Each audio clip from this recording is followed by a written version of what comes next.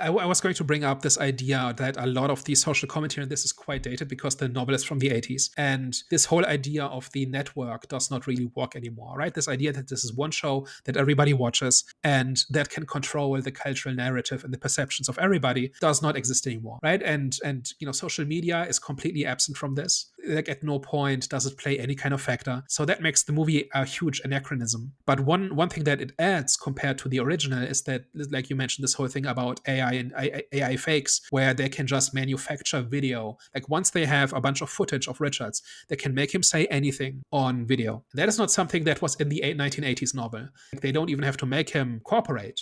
They can just generate video of him to say anything. This is actually an issue that happens today, that is actually relevant to today. And even just showing up in a movie is valuable in that way, because just a month ago, we talked about Tron Ares, and that movie pretended to be about AI when it wasn't. In this, even though it's a small part of the movie, this is actually dealing with how AI impacts our lives. And I gave it credit for that. Another area where it did that was where it talked about brain rot.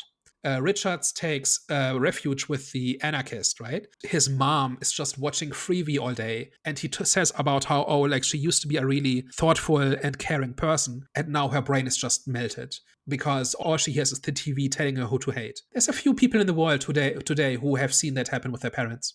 Yeah, that is very true. That resonated more with me because obviously I'm on TikTok here and there, and I see people's reaction to when they're making fake AI videos of them like saying crazy stuff and their reaction to it. So that's why when I was watching the Running Man, I was like, this should have been like a highlight moment for many people in the audience. So I think part of it is that it's a very small part of the movie. This is not what the movie's about. And I think it absolutely should have been. A lot of its social commentary about the game shows is just out of date because we had this 20 years ago. Like to the novel's credit, it predicted reality TV of the 2000s in the 80s. But that was 20 years ago. Like these talent shows that are basically just excuses to denigrate people. For about a decade, that was TV and that was the culture. And that kind of has gone away and it's been replaced with something else. And that something else is social media. People are insulated from facts and they're celebrating it in the same way that the people watching Freebie are celebrating being manipulated, right? Like they want to be outraged, they want to be offended, they want to hate somebody, and Freebie gives them somebody to hate.